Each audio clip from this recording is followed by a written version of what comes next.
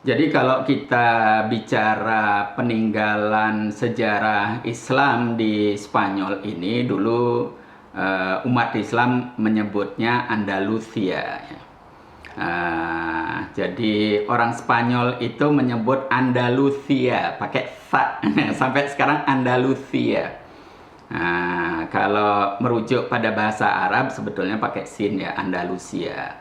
Saya tidak tahu bagaimana perkembangannya bisa menjadi seperti itu. Tapi memang orang Spanyol kalau membaca S itu banyak pakai fa ya. Misalnya Barcelona, nyebut yang benar itu Barcelona, gitu pakai fa. Ya. Jadi bagi yang ngerti tajwid itu saya kira bisa merasakan itu. Nah, Islam masuk ke Spanyol ini pada tahun tahun 711 Masehi. Ya, dimulai dengan panglima besar Islam yang namanya Tariq bin Ziyad. Itu ceritanya sudah banyak sekali diceritakan, tapi kemudian diakhiri dengan Boabdil yang harus meninggalkan Spanyol atau Andalusia disebutnya. Wilayah ini orang Eropa menyebutnya Iberia. Ya. Jadi wilayah Eropa yang terletak di barat daya, kira-kira gitu ya. Eropa barat daya. Ya. Itu disebut Iberia. Sekarang wilayahnya itu meliputi Spanyol dan Portugis atau Portugal. Ya. Nah, dimulai oleh Tariq bin Ziyad tahun 711 Masehi, kemudian diakhiri oleh Boabdil ya. Nama sebetulnya adalah Abu Abdillah atau Abu Abdullah bin Muhammad ya. Tapi orang barat nyebutnya karena susah ya, nyebutnya panjang dan susah, kemudian disingkat menjadi Boabdil. Boabdil ini meninggalkan Andalusia, sebetulnya tidak meninggalkan, tapi turun tahta ya, karena dikalahkan oleh pasangan Isabella dan Ferdinand ya. Dan dia merupakan kesultanan atau keimiran atau taifah, ada istilah-istilah yang berbeda, terakhir yang berkuasa di wilayah Granada ya, yang istananya sangat terkenal, disebut Alhambra. Alhambra itu kata sifat dari ahmar yang artinya merah. Kenapa disebut ahmar atau Alhambra? Karena benteng ini yang di dalamnya juga terdapat banyak istana, itu sebagian besar berwarna merah. Tapi ada juga yang mengatakan, walaupun tidak banyak ya, disebut Alhambra karena pendirinya itu berasal dari fam atau kabilah Ahmar. Nama kabilahnya Ahmar. Nah, sama juga akar katanya merah gitu. Mana yang benar, salah satunya atau kedua-duanya benar, wallahu a'lam ya. Ini perlu riset yang lebih detail, lebih serius ya. Nah, paling tidak ini dua versi. Nah, kemudian Alhambra ini juga menjadi sangat menarik karena dia satu-satunya istana yang diserah terimakan secara utuh. Jadi kalau istana-istana yang lain ya, saya sudah mengunjungi hampir semua istana peninggalan Islam itu, baik di Sevilla. Di Sevilla masih relatif utuh, walaupun katakanlah masjidnya sudah rata dengan tanah dan berubah menjadi katedral. Yang disisakan hanya menaranya. Nah, menaranya juga sudah diubah menjadi menara lonceng yang kira-kira keasliannya tinggal 50%, kira-kira begitu. Alcazar gitu, istananya itu masih sebagian besar utuh, tapi berbagai sudutnya sudah dimodifikasi, kira-kira begitu. Masih bisa dilihat. Yang lebih tidak bisa dilihat Cordova. Padahal menurut hemat saya Cordova ini istana yang paling penting di Andalusia di zaman kejayaan Islam. Karena apa? Cordova menjadi ibu kotanya, ya. Kemudian penguasa Muslim juga relatif lama berkuasa dari Cordova, dan zaman kejayaannya justru dilakukan oleh penguasa Muslim dari kota Cordova ini. Nah, masjidnya pernah menjadi masjid terbesar di dunia, ya, mengalahkan Makkah dan Madinah waktu itu, dan lebih dari itu masjid ini juga menjadi masjid terindah di dunia, ya, waktu itu. Nah, sekarang Masjid Cordova sudah difungsikan menjadi museum yang di dalamnya banyak ada chapel-chapel, ya, atau katedral juga, dan seterusnya. Nah, ini saya kira penting untuk kita pahami. Nah, bagi sejarawan Muslim itu kedatangan Tariq bin Ziyad, ya, yang waktu itu menjadi gubernur Tanzir. Tanzir itu adalah salah satu wilayah kecil, ya, yang menjadi pelabuhan. Dan pelabuhan ini merupakan penyeberangan, ya, dari wilayah Afrika Utara itu ke wilayah Iberia, Spanyol sekarang ini, melewati selat yang sangat sempit, gitu. Nah, waktu Tariq bin Ziyad memimpin pasukannya, zaman itu kan yang namanya gubernur seringkali juga sekaligus panglima perang, gitu. Nah, karena mereka punya jasa menaklukkan wilayah-wilayah itu, kemudian dikasih hadiah sebagai gubernur. Tapi penguasa wilayah Afrika Utara, yang dimaksud wilayah Afrika Utara di bawah dinasti Bani Umayyah waktu itu adalah Mesir ke barat. Nah, kira-kira kalau sekarang itu negara Libya, Aljazair, Tunisia, sampai ke Maroko, ya, dan seterusnya, semua wilayah itu disebut Maghribi. Kenapa disebut Maghribi? Karena wilayah ini berada di wilayah Maghrib. Kenapa disebut wilayah Maghrib? Ya, karena dia berada di bagian barat dari pusat kekuasaan Islam yang waktu itu dikendalikan dari Damaskus, ya. Jadi kalau bagi yang mereka paham bahasa Arab, ya, Maghrib itu tempat matahari terbenam. Karena bahasa Arabnya garaba yagrubu, itu, ya. Kata kerjanya terbenam. Jadi barat itu disebut Maghrib karena dia tempat terbenamnya matahari. Nah, wilayah ini dipimpin waktu itu oleh Musa bin Nusair. Musa bin Nusair ini memiliki jasa, kalau Mesir itu ditaklukkan oleh Amr bin As, ya, dan itu jauh hari sebelumnya, ya, di zaman Khalifah Hurasidin. Nah, maka wilayah Maghribi ini mulai Libya terus sampai Maroko sekarang baru belakangan, ya, ketika Bani Umayyah memimpin umat Islam dari Damaskus, dan panglimanya yang terkenal itu namanya Musa bin Nusair. Sejarawan Islam menyebutnya apa yang dilakukan oleh Tariq bin Ziyad ini sebagai pembebasan, ya. Kenapa disebut pembebasan? Ini ada benarnya. Walaupun sejarawan-sejarawan Barat atau Kristen ini menyebutnya sebagai penjajahan atau pendudukan. Nah, saya akan jelaskan kenapa umat Islam mengatakan pembebasan. Karena waktu itu wilayah Iberia atau Andalusia yang disebut oleh umat Islam itu dipimpin oleh suku bangsa Visigot.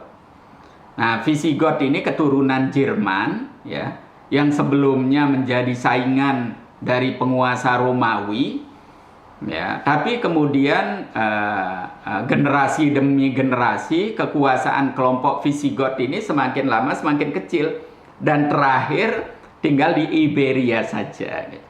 Nah, sehingga Visigot ini bukan orang Spanyol asli, ya.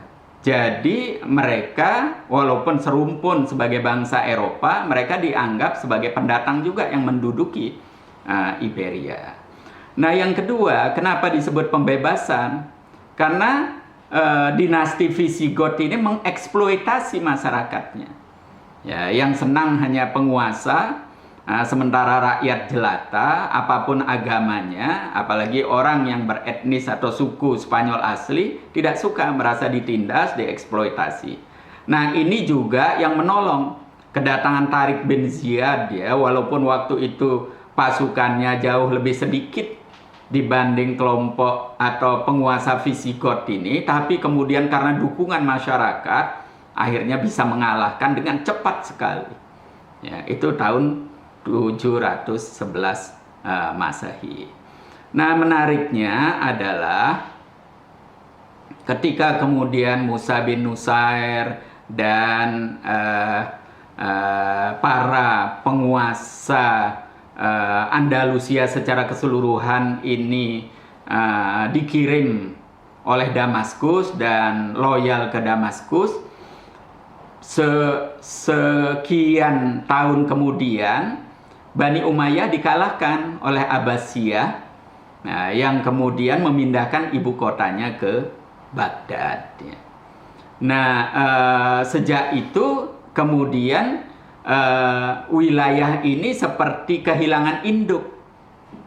Nah, kemudian penguasa-penguasa yang tadinya berkiblat ke Damaskus menjadi penguasa-penguasa lokal. Dan mereka sudah mulai bersaing. Nah, kira-kira begitu. Dan menyatakan tidak loyal ke Baghdad atau ke Abbasiyah. Tapi ada juga yang menganggap atau loyal ke Abbasiyah. Nah, sampai kemudian datang seorang keponakan dari mantan khalifah atau mantan penguasa Damaskus yang namanya Abdurrahman Ad-Dakhil. Nah, jadi bagi yang tidak tahu, namanya Gus Dur itu Abdurrahman Ad-Dakhil. Dan saya yakin ayahnya ya atau kakeknya itu terinspirasi oleh tokoh ini, ya, Abdurrahman Ad-Dakhil. Sebetulnya nama aslinya Abdurrahman. Kenapa dikasih julukan Ad-Dakhil? Ad-Dakhil itu berasal dari kata bahasa Arab dakhala yadkhulu. Jadi masuk. Jadi dia orang yang masuk. Nah, ketika dia ke Andalusia, itu dia dalam status buronan. Karena dia satu-satunya keluarga dinasti Umayyah yang selamat. Karena seluruh keluarga dinasti Bani Umayyah yang berkuasa di Damaskus itu ketika kalah dengan Abbasiyah itu dihabisi. Nah, Abdurrahman ini selamat karena dia dalam keadaan sakit, sehingga tidak menghadiri perjamuan undangan dari dinasti Abbasiyah itu yang kemudian memerangkap seluruh hadirin itu, sehingga tidak pernah bisa keluar dan harus menghadap yang kuasa, kira-kira. Nah, Abdurrahman Ad-Dakhil ini ketahuan bahwa dia satu-satunya yang selamat, dan oleh intel-intel Bani Abbasiyah ketahuan juga bahwa dia melarikan diri ke tempat yang paling jauh secara geografis. Bayangkan dari Baghdad ke Spanyol, kalau sekarang naik pesawat itu memerlukan waktu sekitar 6-7 jam tersendiri. Bayangkan waktu itu orang harus naik onta dan kuda, melewati padang pasir yang sangat panas dan dahsyat gitu. Tapi Abdurrahman Ad-Dakhil ini tidak saja mampu melewati tantangan alam yang sangat keras, tapi dia juga mampu menyelamatkan diri dari kejaran penguasa Bani Abbasiyah. Nah, ini memberikan indikasi bahwa dia itu seorang yang tangguh, baik secara mental maupun secara intelektual, termasuk juga secara fisik. Tadinya Abdurrahman Ad-Dakhil ini berharap ketika dia memasuki Andalusia, para penguasa Andalusia itu akan menghormati leluhurnya, karena mereka menjadi penguasa di sana berkat leluhur atau keluarga Bani Umayyah. Tapi ternyata faktanya beda. Ya, inilah dunia politik nyata ya. Karena para penguasa itu sudah merasa berkuasa, ya tidak mau lagi loyal, apalagi menyerahkan kekuasaannya. Nah, sehingga kemudian Abdurrahman Ad-Dakhil ini harus bersiasat, melakukan langkah politik, diplomasi, tapi sekaligus juga militer. Nah, dia bersembunyi, ya, tapi dia mengirimkan delegasi untuk menemui penguasa-penguasa lokal di Andalusia itu secara terpisah. Kemudian dia membuat daftar mana kira-kira yang masih setia, mana yang setengah setia, dan mana yang tidak setia. Nah, kemudian dia berkolaborasi dengan yang paling setia. Kemudian bersama-sama ya mengajak bergabung yang setengah setia, dan kemudian memerangi yang tidak setia. Nah, secara bertahun-tahun ya kombinasi diplomasi, izin saya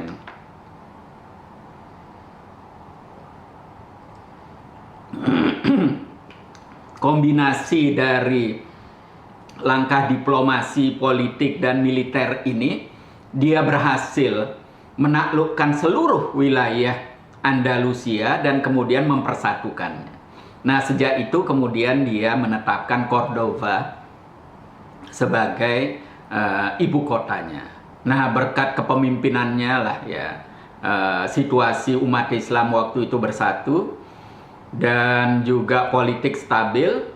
Dan lebih dari itu, nah di sini pentingnya ya Langit 7 mengambil iktibar atau pelajaran. Dia punya visi masa depan Islam ya, yang modern ya. Kemudian mengapresiasi sains dan teknologi, mengapresiasi seni, dan dalam waktu bersamaan kemudian juga dia menetapkan ya langkah-langkah sehingga kemudian Andalusia yang dipimpinnya itu menjadi negara paling modern di kawasan Eropa waktu itu. Bahkan mengalahkan Austria dan Konstantinopel ya, yang waktu itu termasuk wilayah Eropa yang peradabannya sangat maju. Nah, kelebihan umat Islam di bawah dinasti Bani Umayyah di Andalusia karena semangat Islam yang egaliter ya, bahkan bisa dikatakan liberal ya dalam arti ya. Nah, di sini penting saya sampaikan ya bahwa liberalisme barat itu berasal dari Islam. Ya, Ibn Rus tokohnya yang paling semangat. Kenapa saya katakan liberalisme dari Islam? Karena sejak Rasulullah diikuti Khalifah Rasyidin itu mengenalkan Al-Quran sebagai kitab suci itu untuk dibaca oleh semua umat Islam. Tidak pandang kasta, tidak pandang etnis, tidak pandang suku, tidak pandang Arab atau non-Arab, Habib atau bukan Habib, semuanya boleh membaca Al-Quran. Nah, pada saat yang sama di barat itu rakyat jelata awam tidak boleh membaca Injil. Kitab suci itu dimonopoli oleh elitnya. Ya, hanya tokoh agama atau penguasa politik yang boleh membacanya. Sehingga orang yang pintar di Eropa hanya sedikit sekali. Gitu. Nah, pada saat yang bersamaan berkolaborasi penguasa gereja ya atau tokoh agama gereja dengan tokoh politik ya, raja-raja di Eropa itu untuk memonopoli kebenaran. Sehingga rakyatnya menjadi bodoh. Inilah yang menyebabkan Eropa zaman itu disebut zaman kegelapan. Nah, pada saat yang bersamaan di Andalusia ya memberikan kebebasan. Bukan saja membaca Al-Quran, tapi turunan dari Al-Quran yang kemudian menjadi berbagai ilmu. Sains, teknologi, ekonomi, seni, hukum, dan seterusnya itu. Dan di sini juga awal mulai prinsip merit atau meritokrasi yang menjadi kunci bagaimana masyarakat modern sekarang menjadi maju. Artinya ada kompetisi alamiah yang terbuka bagi seluruh rakyat. Siapa yang pandai, ya, siapa yang memiliki kreativitas, maka dia diberikan kesempatan untuk tampil dan memimpin. Bahkan karena liberalnya, karena egaliternya Andalusia ini oleh penguasa Muslim, termasuk mereka yang non-Islam, apakah Yahudi ataupun Nasrani, bisa menduduki jabatan-jabatan penting di pemerintahan maupun di perguruan tinggi waktu itu. Karena itulah kemudian Andalusia ini menjadi salah satu negara atau kota-kotanya menjadi kota-kota termaju dan termodern di seluruh dunia. Ada penelitian yang menyebutkan ada sekitar 10 kota yang paling maju, modern, bersih. Ya. Nah, waktu itu kalau disebutkan modern itu kan pertama, ada air di setiap sudut kota. Ada taman-taman yang terawat baik. Kalau malam hari terang, walaupun belum ada listrik. Ini disebutkan ciri-ciri. Nah, begitu juga masyarakatnya makmur secara ekonomi. Banyak tokoh-tokoh politik, tokoh-tokoh ilmu maupun pedagang datang ke kota itu. Ciri-cirinya itu. Nah, dari 10 kota termodern di dunia pada tahun 1000, itu 5 ada di Andalusia. Yang 5-nya lagi, 1 di Jepang, 1 di Cina, kemudian Isfahan di kawasan Asia Tengah, ya, yang sekarang bagian dari Iran. Kemudian juga Samarkand, sekarang menjadi bagian dari Uzbekistan, dan Baghdad. Coba bayangkan, ya. 5 di Andalusia, 3 di dunia Islam yang lainnya, hanya 1 di Jepang dan 1 di China. Ini saya kira memberikan gambaran, ya, betapa hebatnya waktu itu. Amerika belum ada, ya, masih hutan belantara, ya. Jadi bandingannya Eropa, Cina, dan Jepang. Australia belum ada, ya. Nah, sekarang saya ingin mengelaborasi dengan lebih mempertimbangkan agar kita bisa mengambil pelajaran apa yang dilakukan umat Islam waktu itu, dan bagaimana kita mengambil pelajaran atau itibar untuk menyikapi dunia saat ini dan ke depan. Waktu itu sangat menghargai sains dan teknologi, dan menekuni sains dan teknologi itu bagian dari ibadah. Nah, saya kira banyak sekali, ya, kalau kita merujuk kepada Al-Quran, ya, misalnya inna fi khalqis samawati wal arwahtilafil laili wan nahari la ayati li ulil albab. Nah, ini ayat yang orang-orang ITB atau khususnya di Salman ini seperti menjadi ayat yang wajib dihafal, ya. Tapi kalau kita merujuk pada hadis juga, ya, utlubul ilma minal mahdi ilal lahad.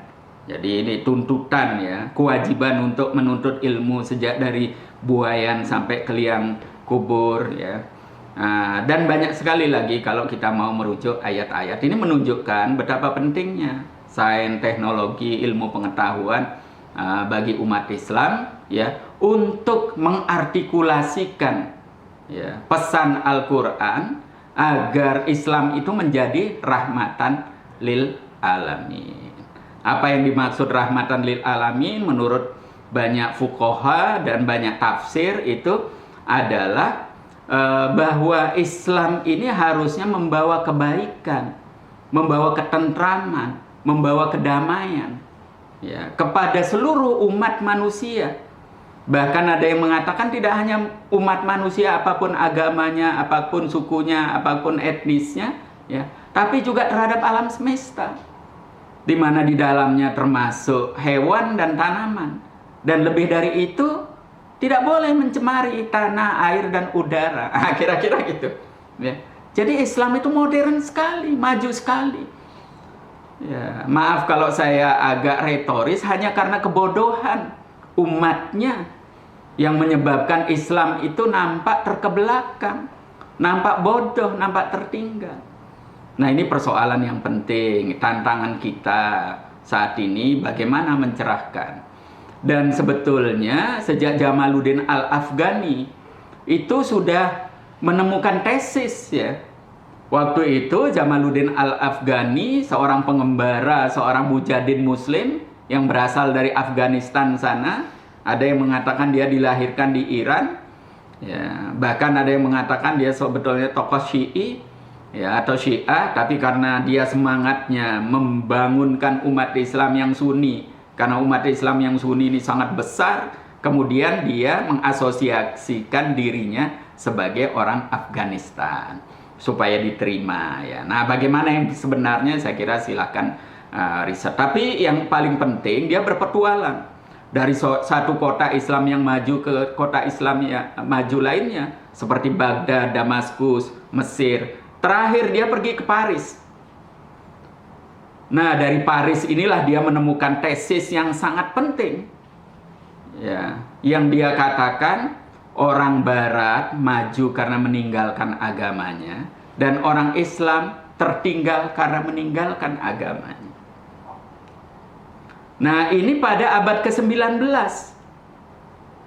Hidupnya itu atau sampai, ya saya kira dia tidak sampai di abad 20 ya, akhir abad ke-19 hidup. Jadi kalau dilihat dari sekarang ya kira-kira baru sekitar 100 tahun lah ya. Nah, sementara Renaissance di Barat itu sejak orang Barat belajar dari Andalusia perlu waktu sekitar 500 tahun untuk bisa menemukan Renaissance ya. Indikasinya Renaissance itu kan ditemukannya atau orang menyebutnya revolusi industri di Inggris dan revolusi politik di Prancis ya. Nah, itu akhir abad 16 atau awal abad ke-17 ya. Nah, sementara orang-orang Barat itu mulai belajar pada Islam sejak abad ke-11 dan 12 di Andalusia. Sebetulnya Andalusia ini merupakan duplikasi dari Baghdad. Ya, kalau saudara-saudara pernah dengar Baitul Hikmah di Baghdad, itu yang merupakan revolusi ilmu pengetahuan. Bagaimana buku-buku dari berbahasa Cina, berbahasa Yunani, berbahasa Versi semuanya diterjemahkan ke dalam bahasa Arab. Nah, itu dilakukan di Baitul Hikmah. Dan dalam riset saya bahwa Baitul Hikmah itu disebut lembaga penerjemah itu tidak betul. Menurut hemat saya itu sebuah universitas. Karena bukan saja kegiatan penerjemahan yang dilakukan, tetapi juga kegiatan untuk mengkaji berbagai ilmu pengetahuan yang berasal dari berbagai negara, yang waktu itu jalan sendiri-sendiri secara terpisah. Nah, umat Islam mengintegrasikannya. Nah, disinilah kemudian lahir temuan-temuan baru. Ilmu astronomi itu muncul di sini. Ilmu optik munculnya di sini. Matematika, termasuk kedokteran modern. Itu Ibnu Sina. Apa bedanya? Saya pernah mendapatkan pertanyaan, apa bedanya kedokteran modern sama tradisional? Kedokteran tradisional itu sangat personalized. Antara satu orang ilmunya dengan yang lain itu beda-beda. Ya, kalau sekarang disebutnya dukun lah atau orang pinter. Ya, jadi tidak bisa diukur. Itu orang pinter beneran atau pura-pura pinter, kita tidak bisa bedakan. Mengobatinya lebih banyak pakai doa-doa. Iya, pakai kemenyan. Nah, Ibnu Sina membuat menjadi modern. Apa cirinya modern? Kalau dia bisa mengikuti aturan-aturan yang ada, apapun agamanya, ya, maka dia bisa mengobati orang sakit. Dan itu terukur. Dan sampai sekarang saya kira pengetahuan medis yang ada di dunia ini merupakan turunan atau warisan dari Ibnu Sina. Ibnu Sina juga yang mengawali bagaimana orang sakit itu harus difasilitasi di suatu tempat sehingga dia bisa dimonitor 24 jam. Nah, ini cikal bakalnya rumah sakit. Dulu orang sakit, di rumahnya masing-masing, dokter yang jalan dari satu rumah ke rumah yang lain. Bahkan tidak jarang orang sakit itu diisolasi. Jangan sampai dia menularkan penyakitnya kepada orang lain. Karena waktu itu belum tahu orang mana penyakit menular, mana yang tidak menular, belum tahu. Gitu. Nah, belum lagi masalah pengobatan. Ya, obat-obat itu dengan formula tertentu, ya siapa saja yang memberikan tidak penting. Ya. Kalau itu obat sampai pada orang yang sakit, diminum katakanlah sehari 3 kali, orang itu akan sembuh. Ya, kalau dulu, kalau tidak tabibnya, katanya gitu, ya, maka tidak akan sembuh. Kalau tidak diberikan doa, maka tidak akan sembuh. Nah, tragisnya warisan dunia Islam, pengobatan modern ini sudah dikembangkan begitu jauh oleh bangsa Barat, bahkan oleh orang Cina sekarang, Jepang sekarang, bahkan Singapura. Nah, orang Islam masih mengandalkan doa-doa. Ya. Air yang dibacakan, diminumkan katanya akan sembuh. Kalau tidak sembuh, tidak boleh protes. Karena Anda harus introspeksi diri. Jangan-jangan ada dosa pada diri Anda. Nah, kalau kita berobat ke Singapura, tidak ada yang tanya urusan dosa itu dunia lain. Iya. Apapun penyakit Anda, kalau Anda punya uang, ya, itu akan sembuh di Singapura. Nah, ini saya kira tantangan besar bagi umat Islam. Begitu juga musik, ya. Saya melakukan riset, yang mengajarkan orang Barat musik itu adalah orang Islam. Sekolah musik pertama di dunia itu ada di Baghdad. Nah, kemudian diduplikasi di Andalusia. Dan dari Andalusia kemudian orang Barat belajar musik.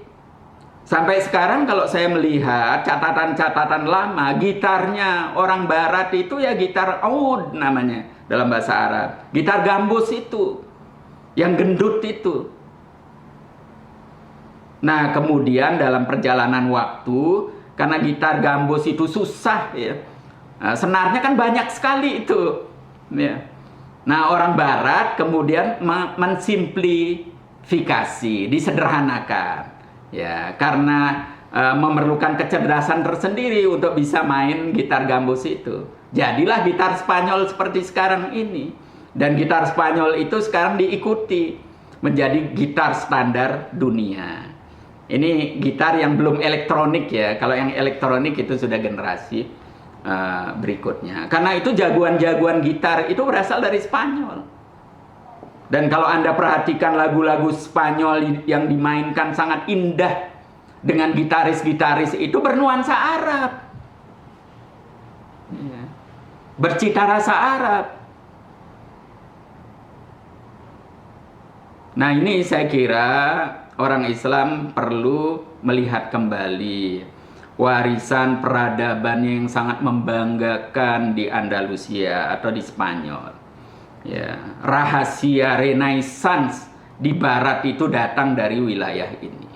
Nah, sampai sekarang reruntuhan berbagai bangunan itu banyak sekali yang masih bisa dilihat. Nah, hanya saja memang ya ini kembali kalau kita mau introspeksi diri, mau melihat secara kritis, ya. Tidak semua sultan-sultan atau emir-emir atau khalifah yang berada di Andalusia ini menjadi raja-raja yang baik. Tidak sedikit ya penguasa-penguasa muslim di Andalusia itu yang buruk. Persaingan politik yang tidak sehat, dendam antara satu faksi dengan faksi yang lain. Saya belakangan baru tahu, ya, ada dendam yang luar biasa orang Berber, ya, artinya muslim yang aslinya dari Afrika Utara dengan orang Arab. Dan ini dimulai oleh Tariq bin Ziyad. Ya. Sekarang saya akan sampaikan kenapa Tariq bin Ziyad itu hanya ditulis sejarah sebagai panglima pembebas Andalusia. Setelah itu namanya tidak dikenal lagi.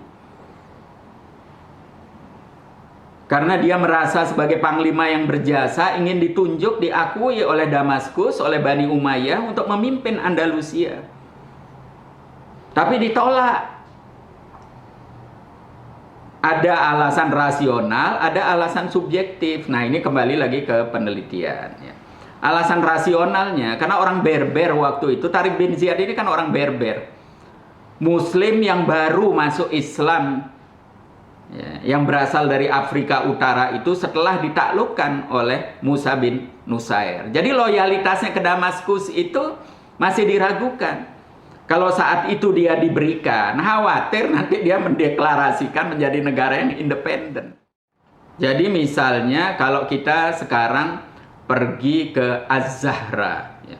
Az-Zahra itu adalah sebuah istana yang dibangun oleh Abdurrahman, tapi bukan Ad-Dahil ya.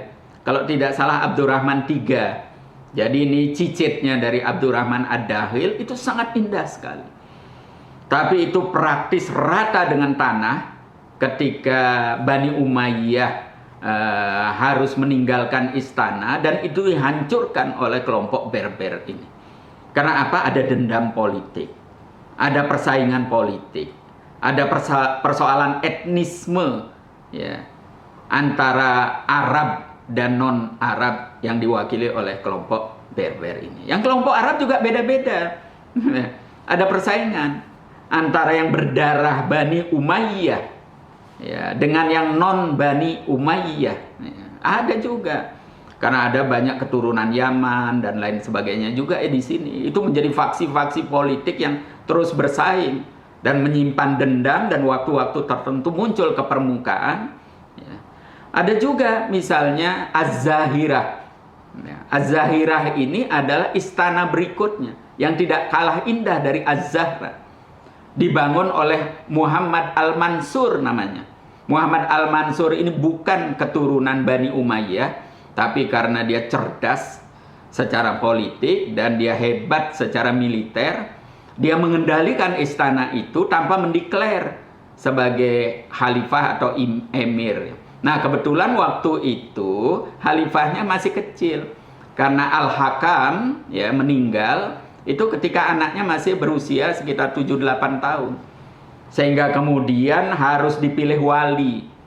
Nah, disinilah Al-Mansur mengambil kesempatan, memanfaatkan kecerdasannya, melakukan intrik politik dan lain sebagainya. Nah, tapi dia berhasil menjaga kesatuan negara dan tetap memajukan negara. Nah, karena itu bagi Anda yang paham bahasa Arab, ada film yang menceritakan ini dan bisa dilihat di YouTube. Judulnya Rabi Cordova. Ya, yang dalam bahasa Arab itu kalau diartikan musim semi Cordova. Dia mendirikan istana yang lain yang tidak kalah indahnya dari Az-Zahra ini dan mengambil nama mirip, Az-Zahira. Gitu. Dan sampai sekarang tidak bisa ditemukan jejaknya karena praktis tidak ada bekas sama sekali. Artinya penghancuran yang sempurna oleh lawan-lawan politiknya, dan ini muncul dendam-dendam politik dan seterusnya. Nah, saya ingin lebih mengerucutkan kepada Alhambra. Jadi ingin saya katakan, saya sudah mengunjungi hampir semua peninggalan istana dari dinasti Islam yang sekarang disebut Alcazar. Orang Spanyol menyebut istana itu Alcazar. Jadi kalau orang Spanyol ada awalan-awalan al, nama tempat, nama apa saja, atau L, ya, itu bisa dipastikan berasal dari bahasa Arab. Alcazar itu bahasa Arabnya Al-Qasr. Itu artinya istana. Al-Qasr artinya istana. Jadi orang Spanyol sampai sekarang menyebut istana itu Alcazar. Nah, istana Alhambra ini satu-satunya istana yang diserahkan secara utuh oleh Boabdil pada tahun 1492 kepada Ratu Isabella dengan pasangannya Ferdinand. Nah, sehingga sampai sekarang bagaimana keindahannya itu masih dirasakan secara utuh. Nah, disinilah ada pelajaran sejarah yang penting juga harus difahami. Ya.